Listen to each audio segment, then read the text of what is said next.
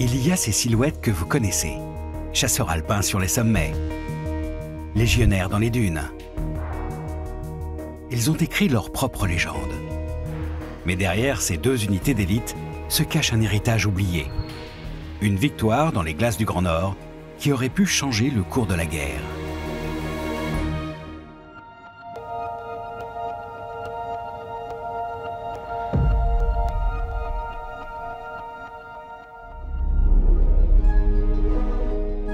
Narvik est un décor gelé entouré de murailles de glace. Nous sommes en avril 1940, en Norvège. Ce port et son chemin de fer approvisionnent l'industrie du Troisième Reich. Un enjeu stratégique crucial. Pour couper cette route du fer, les Britanniques, les Français et les Polonais mettent sur pied un corps expéditionnaire, 35 000 hommes en tout. La France envoie la 13e demi-brigade de marche de la Légion étrangère et 2 demi-brigades de chasseurs alpins. Malgré l'occupation de son sol par les forces germano-soviétiques, la Pologne a reconstitué une véritable armée prête à combattre aux côtés des Alliés. La côte de Norvège se découvre. La première confrontation se fait en mer.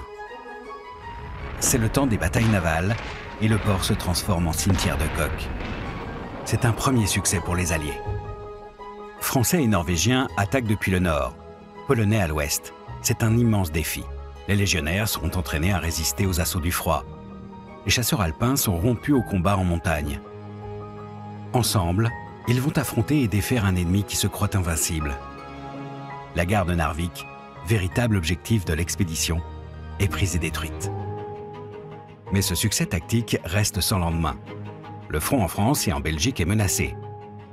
Et le corps expéditionnaire reçoit l'ordre d'évacuer. Reste un nom, Narvik. Sur cette terre, 122 tombes françaises témoignent encore de cette histoire méconnue, tout comme ces images sauvées de l'Arctique.